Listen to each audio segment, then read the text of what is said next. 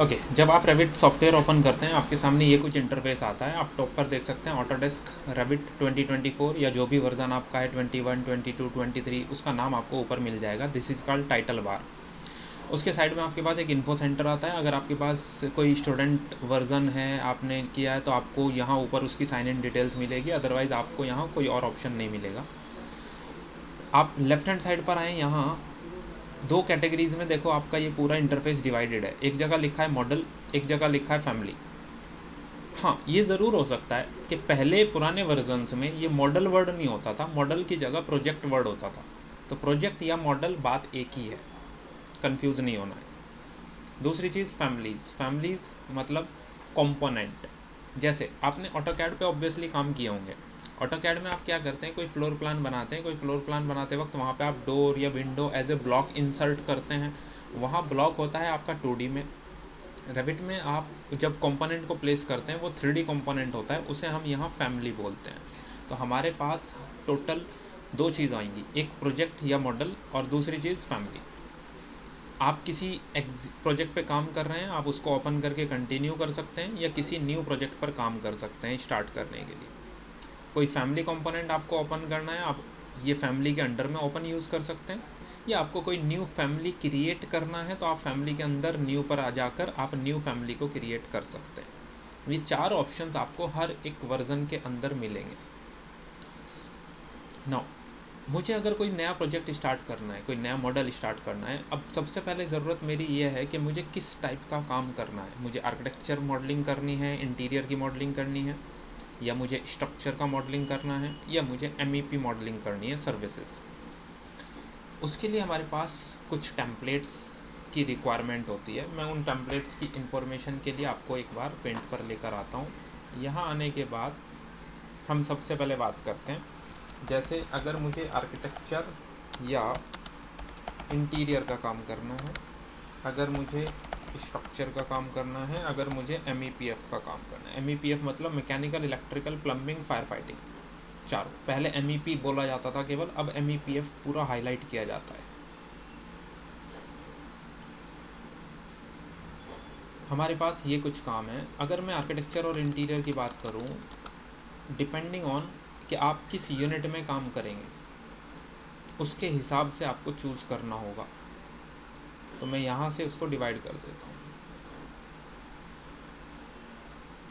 हमारे पास दो तरह का होगा। एक होता है कि हमें मैट्रिक यूनिट में काम करना है, दूसरा होता है हमें इम्पीरियल में काम करना है। मतलब फीट इंच में काम करना है तो आप इम्पीरियल वाले टेम्पलेट्स को चूज़ करेंगे। अगर आपको मिलीमीटर, सेंटीमीटर या मीटर में काम करना है तो आप मैट्रिक टेम्पलेट को चूज़ करते हैं। अगर हम आर्किटेक्चर या इंटीरियर की बात करते हैं, अगर हमें काम करना है तो टेम्पलेट का नाम होता है डिफ़ॉल्ट मैट्रिक। अगर आपको इम्पीरियल यूज़ करना है तो टेम्पलेट का नाम होगा केवल डिफ़ॉल्ट। अगर आपको स्ट्रक्चरल एनालिसिस और मॉडलिंग का काम करना है तो इसके लिए टेम्पलेट का नाम होता है स्ट्रक्चरल एनालिसिस डिफ़ॉल्ट मैट्रिक। और अगर आपको इम्पीरियल में काम करना है स्ट्रक्चरल एनालिसिस डिफ़ॉल्ट। वहीं अगर आपको MEPF में काम करना है तो मैट्रिक में होता है सिस्टम्स डिफ़ॉल्ट मैट्रिक, और इम्पीरियल में होता है सिस्टम्स डिफ़ॉल्ट। आप एक चीज़ देखो, इम्पीरियल वाले नाम हैं, उन्हीं में अगर आप मैट्रिक वर्ड ऐड कर दो तो मैट्रिक टेम्पलेट के नाम आ जाते हैं। अगर मैट्रिक हटा दूं तो वही इम्पीरियल टेम्पलेट आ जाते हैं। भाई सिंपल सा कंसेप्ट हमारा ये है कि मैट्रिक का मतलब हमने बोला अगर हमें मिलीमीटर, सेंटीमीटर या मीटर में काम करना है। इम्पीरियल का मतलब हो गया अगर हमें इंच और फीट में काम करना है। तो हम ये टेम्पलेट्स चूज़ करेंगे। सारी चीज़ें रिकॉर्ड हो रही हैं, आपको सेशन के बाद इसकी रिकॉर्डिंग्स के लिंक मैं आपको शेयर कर दिया करूँगा डेली बेसिस पर, जो आपके रिवीजन में काम आएगी। इसलिए मैं चाहूँगा आपका फोकस केवल स्क्रीन पर रहना चाहिए। नोट्स आप बाद में उस वीडियो की हेल्प से रिवाइज़ करते वक्त बनाएं तो ज़्यादा बेहतर होगा, अदरवाइज़ क्या होगा, आपका फोकस डेविएट हो जाएगा। ओके, हमें टेम्पलेट के नाम पता चल गए। कि कौन सा टेम्पलेट है। अब इम्पॉर्टेंट ये है कि मेरा टेम्पलेट, कौन सा टेम्पलेट कहाँ होता है, उसकी लोकेशन क्या है, ये भी इम्पॉर्टेंट है। अगर मैं टेम्पलेट की लोकेशन के बारे में बात करता हूँ तो टेम्पलेट की लोकेशन एक स्पेसिफिक फ़ोल्डर होता है हमारे पास। हम जाएंगे सबसे पहले सी ड्राइव। सी ड्राइव में एक फ़ोल्डर होता है प्रोग्राम डाटा। प्रोग्राम डाटा में एक फ़ोल्डर होता है ऑटोडेस्क। ऑटोडेस्क में एक फ़ोल्डर होगा RVT20, जो भी आपका वर्जन है। उसके अंदर आपके पास एक फ़ोल्डर होगा जिसका नाम है टेम्पलेट्स। टेम्पलेट्स के अंदर आपके पास फ़ोल्डर्स होते हैं। आपको इस लोकेशन पे जाना होगा, टेम्पलेट्स आपके यहाँ होंगे। अब मैं आपको एक बार चेक कराता हूँ। आप जाइए अपने विंडोज़ में, यहाँ से सी ड्राइव, सी ड्राइव में प्रोग्राम डाटा, प्रोग्राम डाटा में ऑटोडेस्क, ऑटोडेस्क में RVT और जो भी आपका वर्ज़न है, जैसे 2021 है तो RVT 2021 मिलेगा, अगर 2023 है तो RVT 2023 मिलेगा, वही आपका नाम लिखा होगा। आप उस पर जाएंगे, उसमें अंदर देखो एक फ़ोल्डर होगा टेम्पलेट्स के नाम से।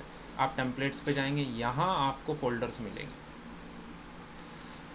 अब लेटेस्ट वर्जन्स में मल्टीपल लैंग्वेज वाला अगर आपने इंस्टॉल किया है तो मल्टीपल लैंग्वेज के टेम्पलेट्स मिलेंगे। हमारा मेन फोकस किस पर होगा, इंग्लिश और इंग्लिश इम्पीरियल।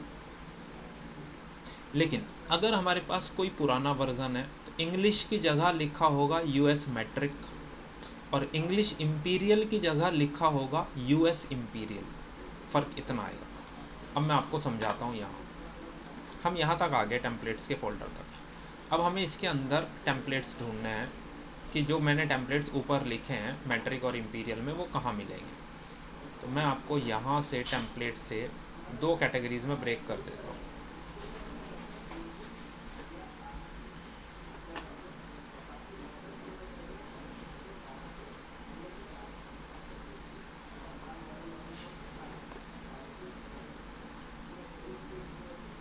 मैट्रिक या इम्पीरियल।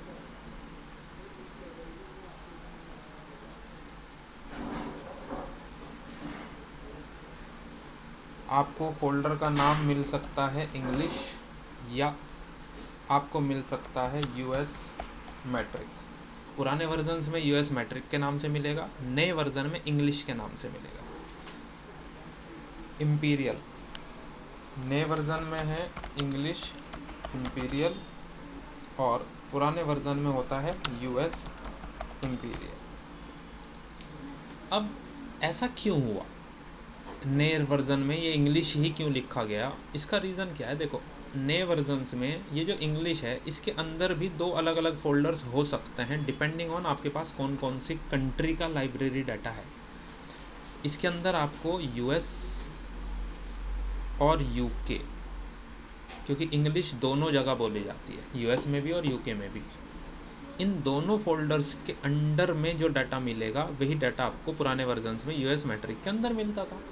प्रैक्टिकली ये फोल्डर्स हैं आपके पास टोटल। मैट्रिक के लिए ये हो सकता है या ये हो सकता है, इम्पीरियल के लिए ये हो सकता है या फिर ये हो सकता है। इनके अंदर आपको मैट्रिक में ये वाले टेम्पलेट्स और इम्पीरियल के ये वाले टेम्पलेट्स सारे मिल जाएंगे। जैसे आप यहाँ आ गए टेम्पलेट्स में इंग्लिश में मैं जाता हूँ तो देखो ये सारे टेम्पलेट्स मेरे पास हैं। जैसे मैंने आपको बोला, डिफ़ॉल्ट मैट्रिक आर्किटेक्चर या इंटीरियर के लिए, structural analysis default metric structure modelling के लिए, systems default metric MEPF modelling के लिए, तीनों आ रहे हैं। मैं वापस जाता हूँ, इंग्लिश इम्पीरियल में जाता हूँ, डिफ़ॉल्ट स्ट्रक्चरल एनालिसिस डिफ़ॉल्ट या सिस्टम्स डिफ़ॉल्ट, मेरे पास सारे टेम्पलेट्स आ रहे हैं। फ़ोल्डर्स की लोकेशन मैंने आपको बता दी है। यहाँ पर हमारे पास ये फ़ोल्डर्स के आइकन्स होते हैं। मैं इस फाइल को सेव कर रहा हूँ, मैं बाद में आपको ये फाइल्स शेयर कर दूँगा लेक्चर की, ठीक है।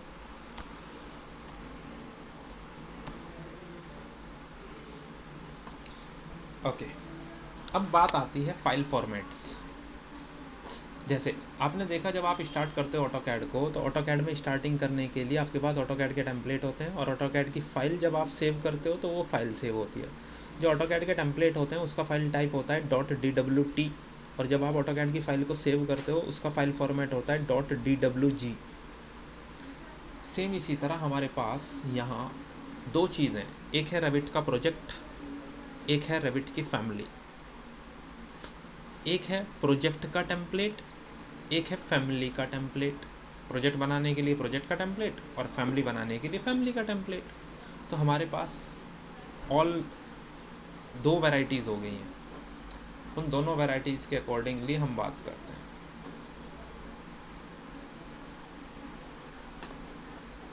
हम बात कर रहे हैं प्रोजेक्ट या फाइल टाइप,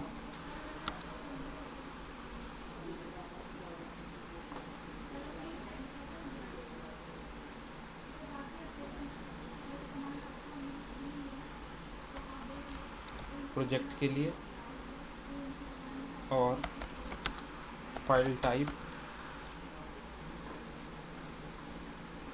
फैमिली के लिए। यहाँ हमारे पास दो चीज़ें हो सकती हैं।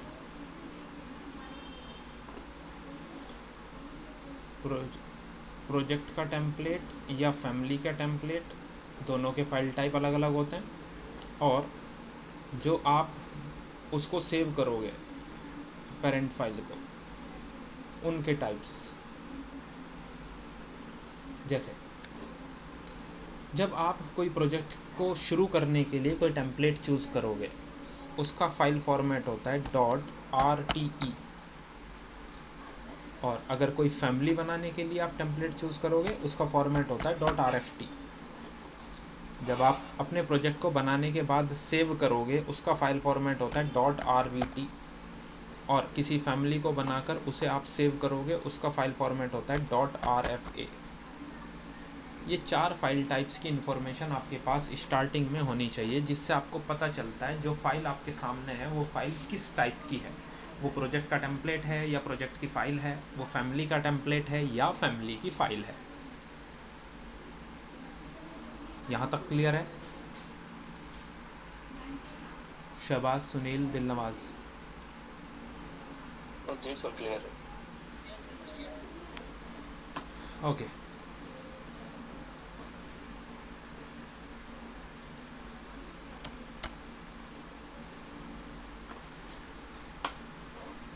आप वापस आ गए।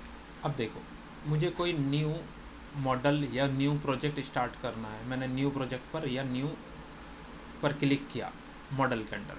यहाँ पूछ रहा है वो टेम्पलेट कौन सा है। मैं ड्रॉप डाउन में जा रहा हूँ, मुझे यहाँ कुछ टेम्पलेट्स वो दिखा रहा है, लेकिन मैंने जो टेम्पलेट्स के आपको इन्फॉर्मेशन दिया है अभी लिख करके, उसमें से कोई भी टेम्पलेट का नाम यहाँ नज़र मुझे नहीं आ रहा। टेम्पलेट्स मुझे नज़र आएंगे, ब्राउज़ में जाएंगे। ब्राउज़ में जाने के बाद आप देखो डिफ़ॉल्ट मैट्रिक।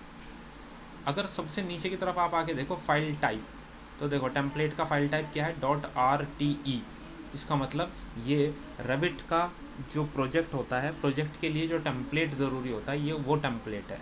आपको कैसे पता चला? फाइल टाइप से। बाकी नाम मैंने आपको बता दिए। अगर आर्किटेक्चर का मैट्रिक में काम स्टार्ट करना है, मैं ये चूज़ करूँगा। स्ट्रक्चर के लिए ये चूज़ करूँगा, MEP के लिए मैं ये चूज़ करूँगा। अगर मुझे इसकी जगह, मैं एक स्टेप पीछे आ गया, इम्पीरियल में जाता हूँ, मुझे इम्पीरियल में काम करना है फिट इंच में, आर्किटेक्चर का या स्ट्रक्चर का या MEP का, उसी के अकॉर्डिंग मैं यहाँ से टेम्पलेट चूज़ कर सकता हूँ। मैं कोई भी टेम्पलेट यहाँ से चूज़ करता हूँ। फॉर एग्जांपल मैं यहाँ से डिफ़ॉल्ट मैट्रिक सबसे पहले चूज़ करके ओपन पे क्लिक करता हूँ, तो ये वाला जो टेम्पलेट है डिफ़ॉल्ट मैट्रिक, ये मेरा यहाँ ऐड हो जाएगा। देखो डिफ़ॉल्ट मैट्रिक .rte। क्या करना है आपको? एक नया प्रोजेक्ट बनाना है। मैं जैसे ही ओके करूँगा ये पूरा इंटरफेस ओपन हो जाएगा। अब क्या हर बार मुझे ब्राउज़ में जाके जब भी नया प्रोजेक्ट बनाना है यहाँ टेम्पलेट ढूंढना पड़ रहा है बार बार? मैं ये चाहता हूँ ये जो टोटल 6 टेम्पलेट्स मैंने आपको बोले हैं मुझे ज़रूरी हैं, ये वाले टोटल 6 टेम्पलेट्स, 3 यहाँ मैट्रिक के और 3 ये इम्पीरियल के। मैं इन 6 टेम्पलेट को वहाँ ड्रॉप डाउन में ही अगर सेव कर लूँ तो मेरे लिए ज़्यादा आसान होगा चीज़ों को समझना। तो मुझे हर बार ब्राउज़ में जाके टेम्पलेट को ढूंढने की ज़रूरत नहीं पड़ेगी, मैं एक बार ही उनको सेव कर सकता हूँ। अब वो कैसे करेंगे हमें ये समझना है। आप रेविट की स्टार्टिंग इंटरफेस पर आ गए। यहाँ सबसे ऊपर टॉप पर देखो रेविट का आइकन है और उसकी साइड में एक है होम टैब। होम टैब देखो ब्रैकेट में उसका शॉर्टकट भी लिखा है Ctrl+D, ये होम के लिए है। आप शॉर्टकट्स यूज़ भी कर सकते हैं, बट हर एक कमांड का रेविट में शॉर्टकट नहीं होता जैसे ऑटोकैड में होता है। यहाँ पे हम मैक्सिमम काम इंटरफेस पर करते हैं, यानी कि क्लिक करके करते हैं। आप यहाँ से होम टैब पर क्लिक करेंगे, ये आपका स्टार्टिंग जो इंटरफेस आ रहा था वो डिसेबल हो जाएगा। आप सीधे जाएंगे ऊपर फाइल के अंदर आपको नीचे मिलता है एक ऑप्शंस। आप ऑप्शंस पर क्लिक करेंगे। ऑप्शंस पर क्लिक करने के बाद आपके पास ये एक विंडो ओपन हो जाएगा। आप इस विंडो में आते हैं। इस विंडो में आपके पास सेकंड ऑप्शन है यूज़र इंटरफेस और एक ऑप्शन है आपके पास फाइल लोकेशंस। मैं फाइल लोकेशंस पर आ रहा हूँ। फाइल लोकेशंस पर आने के बाद मैं यहाँ से इंटरफेस पर ये टेम्पलेट ड्रॉप डाउन में मुझे दिखाई दे रहे थे। अब मुझे ये टेम्पलेट्स की ज़रूरत नहीं है, मैंने एक एक को सेलेक्ट करके यहाँ से रिमूव किया, लेकिन एटलीस्ट एक रिमेनिंग रहना यहाँ ज़रूरी है। तो पहले मैं क्या करता हूँ, अपने टेम्पलेट जो मुझे यहाँ पर ऐड करना है मैं उन टेम्पलेट्स को यहाँ ऐड कर रहा हूँ। मैंने ऐड वैल्यू पर क्लिक किया, मुझे डिफ़ॉल्ट मैट्रिक की नीड है, मैंने ओपन किया, ऐड हो गया। अब ये कंस्ट्रक्शन वाला मैंने रिमूव कर दिया। उसके बाद मुझे structure analysis default metric add करना है, मैंने वो भी ऐड कर दिया। फिर मुझे सिस्टम्स डिफ़ॉल्ट मैट्रिक ऐड करना है, ऐड कर दिया। मेरे तीनों मैट्रिक टेम्पलेट ऐड हो गए, आर्किटेक्चर इंटीरियर के लिए, स्ट्रक्चर के लिए और MEP के लिए। अब मैं इंपीरियल वाले टेम्पलेट भी यूज़ कर रहा हूँ। मैंने ऐड पे क्लिक किया, एक स्टेप पीछे आ गया, इंग्लिश इंपीरियल, यहाँ से डिफ़ॉल्ट को चूज़ किया, ओपन, अगेन ऐड किया, स्ट्रक्चरल एनालिसिस डिफ़ॉल्ट को ऐड किया, अगेन ऐड किया, सिस्टम्स डिफ़ॉल्ट को ऐड किया। तो ये इंपीरियल के तीनों आ गए। उसके बाद मैं ये चाहता हूँ आर्किटेक्चर वाले दोनों पास पास हो जाएं, तो मैंने डिफ़ॉल्ट को सेलेक्ट किया, अप, फिर स्ट्रक्चर वाले दोनों एक साथ आ जाएं और फिर MEP के दोनों एक साथ आ जाएं। यानी कि मैट्रिक इंपीरियल आर्किटेक्चर के, मैट्रिक इंपीरियल स्ट्रक्चर के, मैट्रिक इंपीरियल सिस्टम्स के सारे मेरे सेट हो गए। 6 के 6 टेम्पलेट्स सेट हो गए। ओके किया, ओके करके ऊपर से मैंने होम टैब पे वापस से क्लिक कर दिया, तो मैं स्टार्टिंग विंडो पर वापस आ गया। अब इससे फ़ायदा क्या हुआ, देखो आपका टाइम सेव हुआ। आप जब भी न्यू पर क्लिक करोगे, न्यू पे क्लिक करते ही यहीं पर आपके सारे टेम्पलेट्स आ गए। अब आपको पता है आपको जो जिस टाइप का भी वर्क करना है आप उसको चूज़ करके डायरेक्टली काम करना शुरू कर सकते हो। ये बाय डिफ़ॉल्ट टेम्पलेट्स आपके पास हैं जो अवेलेबल है। हालांकि हम अपना खुद का कोई न्यू टेम्पलेट बना भी सकते हैं, लेकिन पहले ज़रूरी है इन इंटरफेस को इन टेम्पलेट्स को समझना जो हमारे पास एग्जिस्टिंग हैं। फिर आगे चल के हम समझेंगे कि किस तरीके के टेम्पलेट्स में हम चेंजेस कर सकते हैं या क्या चीज़ें हैं। क्यों टेम्पलेट बनाना ज़रूरी है, अगर हम बनाना चाहते हैं इंडस्ट्री के स्टैंडर्ड या जिस टाइप की इंडस्ट्री में आप काम करते हैं उसके अकॉर्डिंग आप टेम्पलेट क्यों बनाएं, उसका बेनिफिट भी आपको समझ आएगा। फ़िलहाल स्टार्टिंग विंडो है, हमने टेम्पलेट सेट कर लिए। यहाँ पर रिसेंट प्रोजेक्ट्स जिन पे आप काम कर रहे होंगे वो दिखाई देंगे। अगर आपने कोई काम नहीं किया तो कुछ सैम्पल प्रोजेक्ट्स आपको यहाँ दिखेंगे ओनली। नीचे फैमिली में भी आपको कुछ सैम्पल फैमिलीज़ दिखाई देंगी। अदरवाइज़ जिन फैमिलीज़ को आपने नया क्रिएट किया होगा या कुछ मॉडिफाई किया होगा आपको वहाँ वो रिसेंट में दिखेंगी। ये इंटरफेस होता है आपका स्टार्टिंग विंडो। अब आप क्या कर सकते हैं, डायरेक्टली ओपन में जाएं। ओपन में क्लिक करके जब आप यहाँ आते हैं रेविट में, तो नीचे की तरफ देखो यहाँ पर कुछ ऑप्शंस हैं, फाइल टाइप्स दिख रहे हैं, लेकिन मुझे अब टेम्पलेट तो कोई चूज़ नहीं करना। अब मैंने क्या किया, इस विंडो पे क्लिक किया, फाइल में ओपन में जब आप जाते हो यहाँ नीचे की तरफ एक ऑप्शन होता है सैम्पल फाइल्स। यानी कि अगर आपके इंटरफेस पर आपको लग रहा है आपको सैम्पल फाइल नज़र नहीं आ रहा, तो आप फाइल ओपन यहाँ पर सैम्पल फाइल्स पर क्लिक कर सकते हैं। जैसे आप सैम्पल फाइल्स पर क्लिक करेंगे, जो भी आपका वर्ज़न है उसके अकॉर्डिंग जो सैम्पल फाइल्स हैं वो आपको विजिबल हो जाएंगी। आप इनमें से किसी भी सैम्पल फाइल को यूज़ कर सकते हैं रेविट के इंटरफेस को समझने के लिए। मेरे पास यहाँ बहुत सारे प्रोजेक्ट्स और फैमिलीज़ दिखाई गई हैं। मैंने यहाँ से snow down tower sample architecture का जो सैम्पल प्रोजेक्ट है मैंने उसको सेलेक्ट किया। सेलेक्ट करके मैंने नीचे से ओपन पर क्लिक किया तो मेरा ये प्रोजेक्ट ओपन हो जाएगा, जिससे मैं रेविट के इंटरफेस को समझने की कोशिश करूँगा। स्टार्टिंग में थोड़ा सा टाइम लेगा, जितना हैवी प्रोजेक्ट होता है उसी के अकॉर्डिंग थोड़ा सा टाइम टेकिंग होता है चीज़ें ओपन करने में।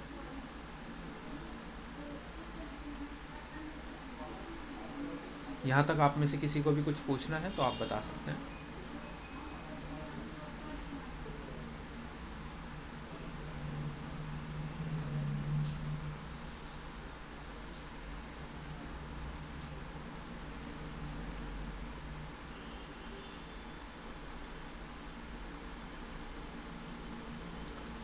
मेरा ये प्रोजेक्ट है आर्किटेक्चर का, जो एज ए सैम्पल प्रोजेक्ट यहाँ एडेड है।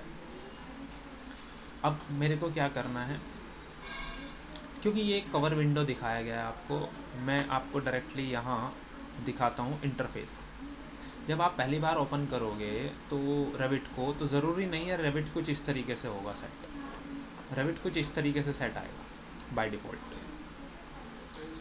होता क्या है, आप देखो ऊपर आपके पास टाइटल बार जहाँ ऑटोडेस्क रेविट आ रहा था, अब उसके बाद उस फाइल का नाम भी आ रहा है, snow down tower sample architecture.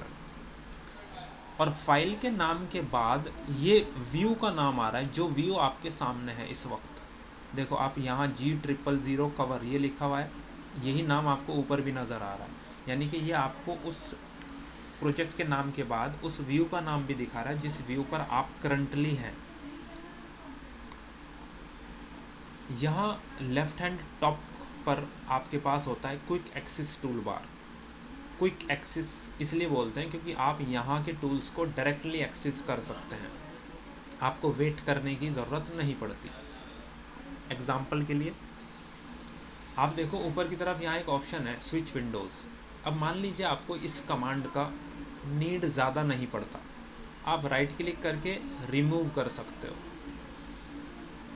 अगर पड़ता है ज़रूरत तो मैं व्यू टैब पर वापस जा रहा हूँ, मान लीजिए मुझे ये टूल वहाँ था, मैंने इस पर वापस से राइट क्लिक किया, ऐड टू क्विक एक्सेस, वो वापस से ऐड हो गया।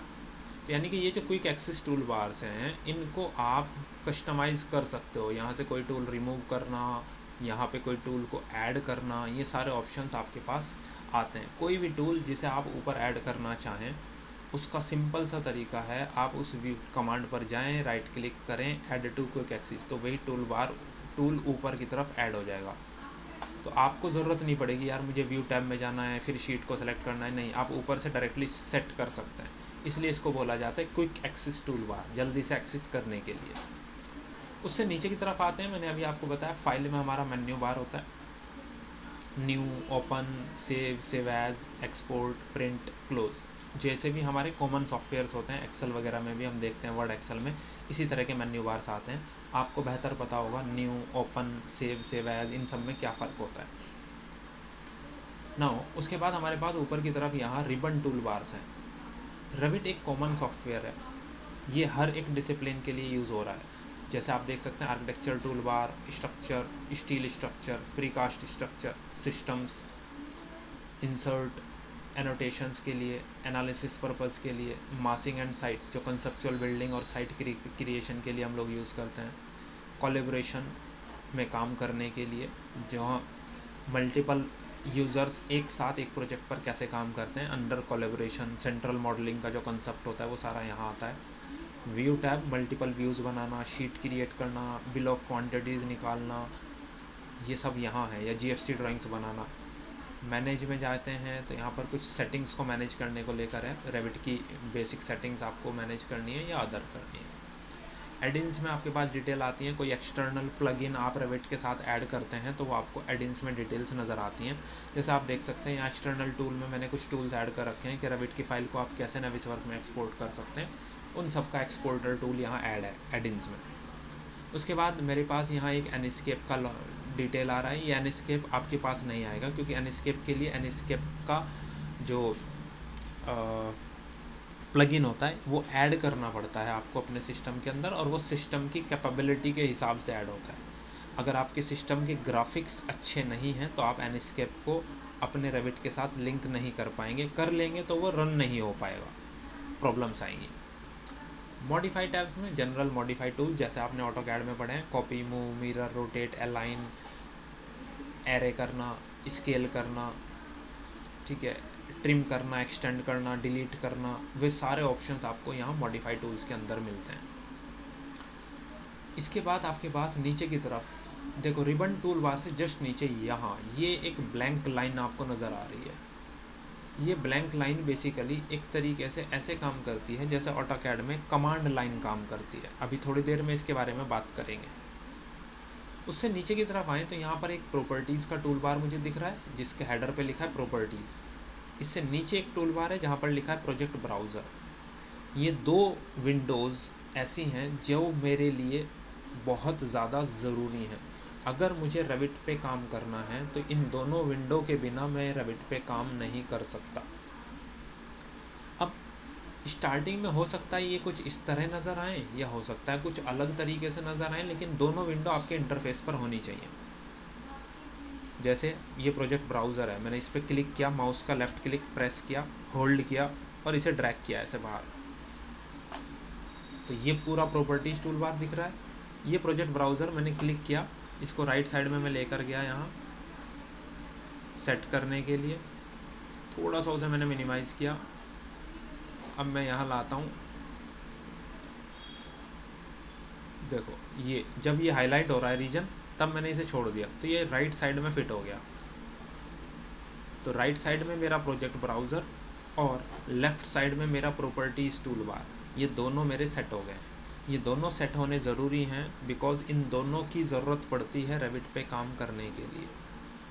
प्रॉपर्टीज़, जिस व्यू पर आप हैं करंटली आपका प्रॉपर्टीज़ टूल बार उसी व्यू की प्रॉपर्टी को दिखा रहा है।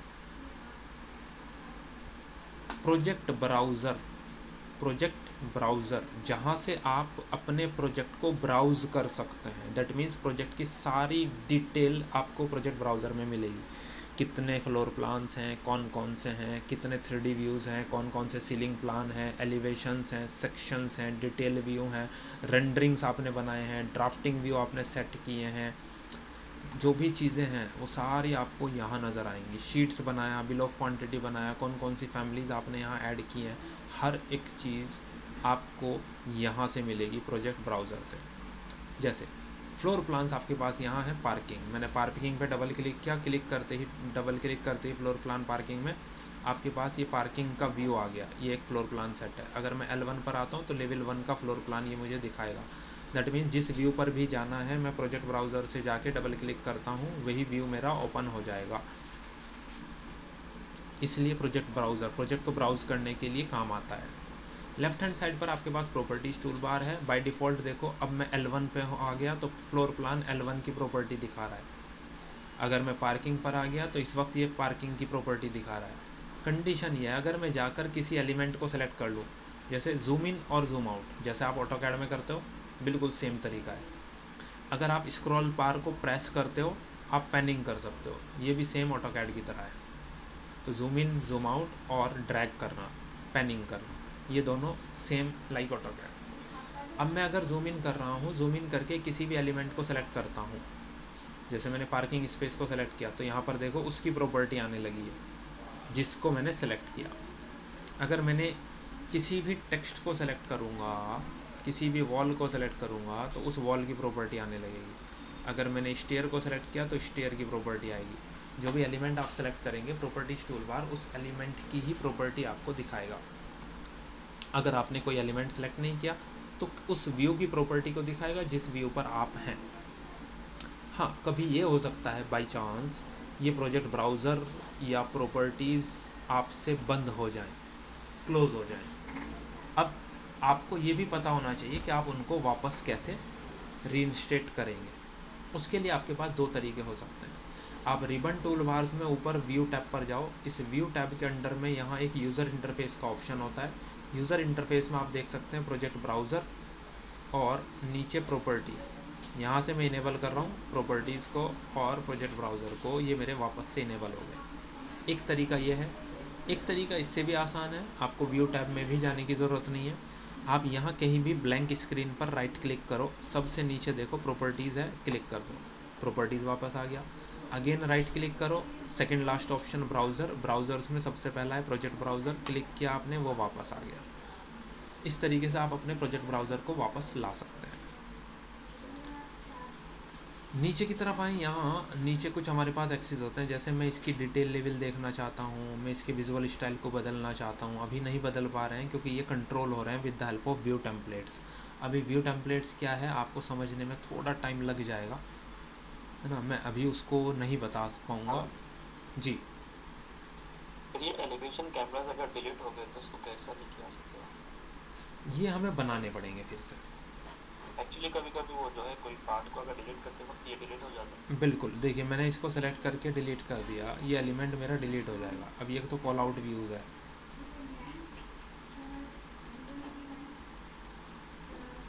मान लीजिए आपने डिलीट कर दिया फॉर एग्ज़ाम्पल, आप सीधे जाओ व्यू टैब, व्यू टैब में यहाँ एलिवेशन का ऑप्शन है, आप एलिवेशन यहाँ से सेलेक्ट करेंगे।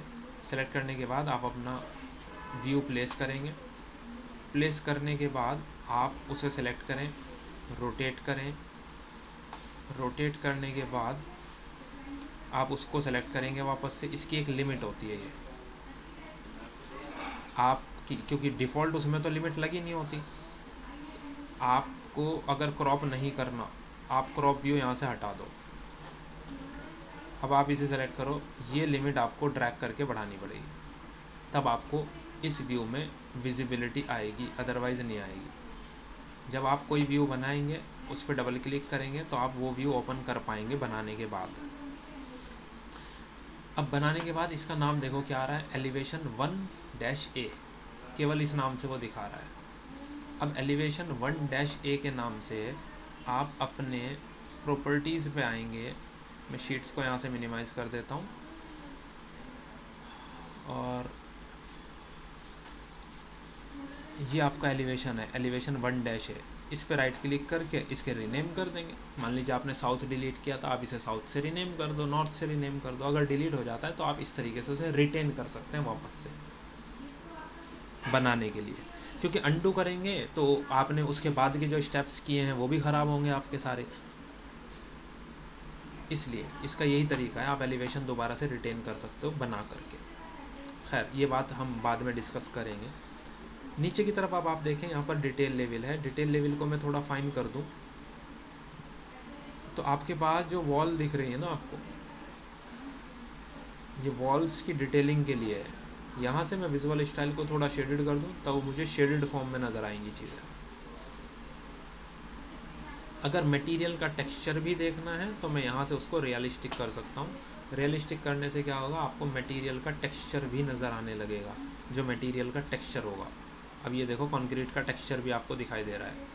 अभी तक आपको केवल शेडेड नज़र आ रहा था, लेकिन ये क्या है, वर्कलोड आपकी रैम पर, आपके ग्राफिक्स पर वर्कलोड बढ़ा देता है। तो हम मॉडलिंग करते वक्त हमेशा उसे शेडेड फॉर्म में ही रखते हैं बस, अगर हमें एज ए सॉलिड देखना है।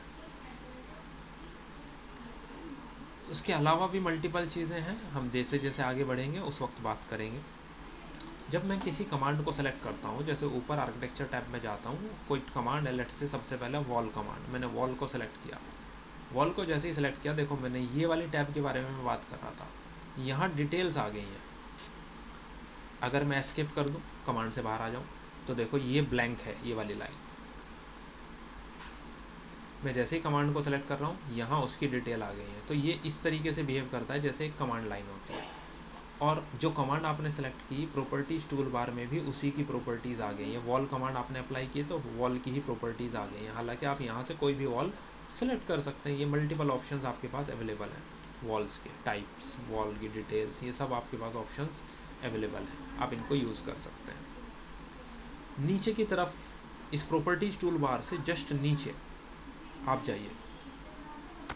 देखो मैंने कमांड में मैं जा रहा हूँ, वॉल कमांड एक्टिवेट है, तो नीचे की तरफ सबसे नीचे प्रॉपर्टीज़ हेल्प लिखा है। देखो ध्यान से, प्रॉपर्टीज़ हेल्प से जस्ट नीचे यहाँ चेक करो क्या लिखा है, click to enter wall start point. जैसे ऑटोकैड में आप एल एंटर करो तो वो बोलता है ना स्पेसिफाई फर्स्ट पॉइंट, आपको बताता है क्या करना है। इसी तरह कोई भी कमांड आप सेलेक्ट करते हो तो प्रॉपर्टीज टूल बार के नीचे ये आपको बताता है आपको क्या करना है, क्या स्टेप लेना है, ये आपकी हेल्प करता है। यहाँ साइड में आप आ जाए, यहाँ वर्क स्पेस का ऑप्शन होता है। अभी फ़िलहाल अंडरस्टैंडिंग के लिए आप ये समझ लो जैसे ऑटोकैड में हम लोग लेयर्स में काम करते हैं, सेम उसी तरह रेविट में हम लोग अगर हमें कैटेगराइज करना है डिफरेंट टाइप ऑफ वर्क को तो हम वर्क स्पेस पे काम कर सकते हैं, उसे हम कहते हैं वर्क सेट। तो यहाँ वर्क सेट के ऑप्शंस आते हैं, लेकिन वर्क सेट ऑप्शन तभी इनेबल होगा जब आप अपने मॉडल को as a central model save कर देते हैं, उससे पहले नहीं आएगा। राइट साइड में जो प्रोजेक्ट ब्राउज़र है, प्रोजेक्ट ब्राउज़र के नीचे की तरफ चेक करो आप।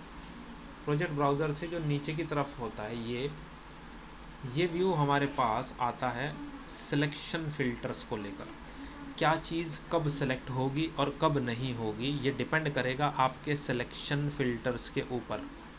एग्ज़ाम्पल देने के लिए मैं आपको समझा देता हूँ। अभी मैं ये एक फ्लोर है यहाँ लगा हुआ, मैं क्लिक कर रहा हूँ, मैं इसे सेलेक्ट कर पा रहा हूँ क्लिक करने से। देखो यहाँ फ्लोर कंक्रीट स्लैब सेलेक्ट हो रहा है क्लिक करने से।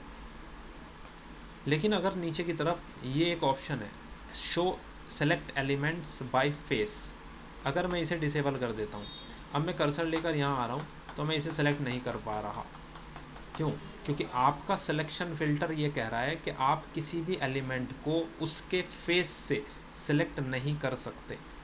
अगर कभी भी कोई एलिमेंट सेलेक्ट करना चाह रहे हैं नहीं हो रहा है तो आपके माइंड में तुरंत आना चाहिए कि यार कोई प्रॉब्लम है हमारे सिलेक्शन फ़िल्टर्स में।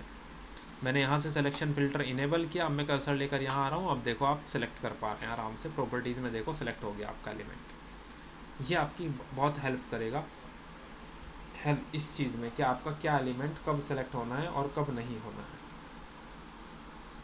इतना क्लियर है?